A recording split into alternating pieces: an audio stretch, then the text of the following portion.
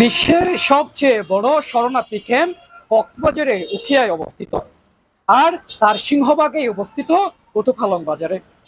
রোহিঙ্গা অধ্যুষিত এলাকা এবং নানা কারণে বিশেষ গুরুত্বপূর্ণ হয়ে উঠেছে এই কুতুপালং বাজার। তার সাথে সাথে গুরুত্বপূর্ণ হয়ে উঠেছে কুতুপালং বাজার সমবায় সমিতির নির্বাচন। এই বাজার সমবায় সমিতির নির্বাচনকে কেন্দ্র করে সৃষ্টি হয়েছে নানা কল্পনা জল্পনা এবং জন্ম দিয়েছে নানা আলোচনা সমালোচনা। 2019 সালে 27 সদস্য নিয়ে কক্সবাজারের উখিয়ায় প্রতিষ্ঠা লাভ করে কুতুপালং বাজার ব্যবসায়ী সমবায় সমিতি।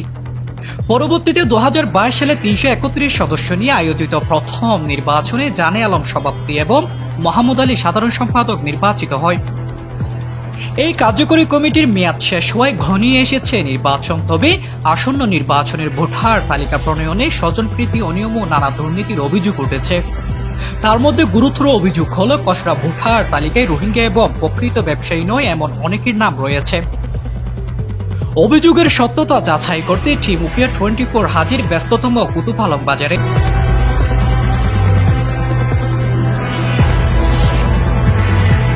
আমরা কথা বলি কয়েকজন ব্যবসায়ীর সাথে। তারা বলেছেন নিজেদের ক্ষমতা দীর্ঘমেয়াদী করতে স্বজনপ্রীতির মাধ্যমে নিজেদের ইচ্ছামতো ভোটার করিয়েছে বর্তমান কমিটি, অথচ ভোটার হওয়ার পূর্বশর্ত প্রকৃত দোকানদার কিংবা ব্যবসায়ী হওয়া। পূর্বের যে তালিকা ছিল সেখান থেকে কিছু প্রকৃত ব্যবসায়ী যাদেরকে তারা বাদ দিয়েছিল, নতুন করে তারা 120 জন মতো ভোটার ওখানে অন্তর্ভুক্ত করেছে, যেগুলো আসলে কুতুপালং বাজারে প্রকৃত ব্যবসায়ী নয়। স্পেসিফিক আমার বাজার সমিতিতে সদস্য হওয়ার জন্য যদি বৈধতা লাগে, সেটা হচ্ছে 1 নাম্বার হচ্ছে দোকান। এখানে আমরা বহিরাগত ভোটার বুঝাচ্ছি যাদের দোকান নাই, তাদের ট্রায়াল লাইসেন্স নাই, তাদেরকে আমরা বহিরাগত বলতেছি। এরা অবৈধ ভোটার আর কি। এরা এখানে পারিবারিক কিছু ভোটার এখানে ইনক্লুড করেছে। তার মানে এরা এককভাবে নির্বাচনের টিকে থাকার জন্য অথবা ক্ষমতায় টিকে থাকার জন্য এদের পারিবারিক কিছু অথবা যে পারিবারিক নিজস্ব কিছু ভোটারকে এরা কি করতেছে এখানে এই ইনক্লুড করে। এরা মানে দীর্ঘমেয়াদী একটা নির্বাচনে টিকে থাকার জন্য অথবা ক্ষমতায় টিকে থাকার জন্য প্রচেষ্টা করতেছে আর কি। ভোটারের খসড়া তালিকায় নাম থাকা জয়নাল আবেদিনকে রোহিঙ্গা দাবি করেছে ব্যবসায়ীদের একটি পক্ষ। অভিযোগ সত্যতা যাচাই করতে জয়নালের মুখোমুখি হলে তিনি ক্যামেরার সামনে কথা বলতে অসম্মতি জানান এবং কৌশলে তার ফার্মেসি থেকে সরে যান। বাজার সমবায় সমিতির সংশ্লিষ্টদের সাথে কথা বললে উঠে আসে নানা অভিযোগ। তবে এই অভিযোগের তীর একে অপরের দিকে। তবে এখনো পর্যন্ত মিলছে না কোনো সঠিক উত্তর।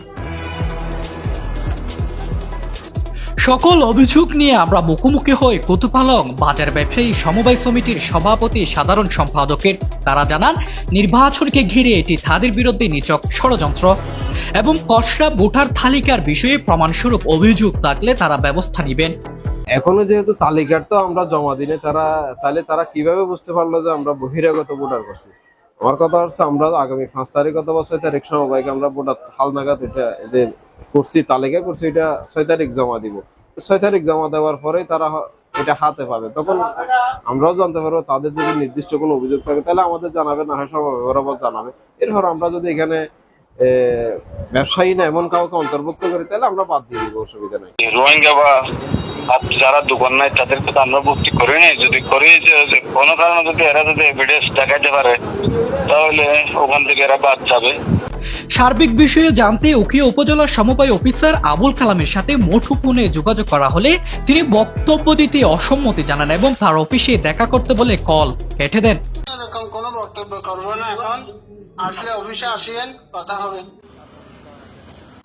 শত অভিযোগের পরও ব্যবসায়ীরা চান সঠিক একটি ভোটার তালিকা করে সুষ্ঠু একটি নির্বাচন।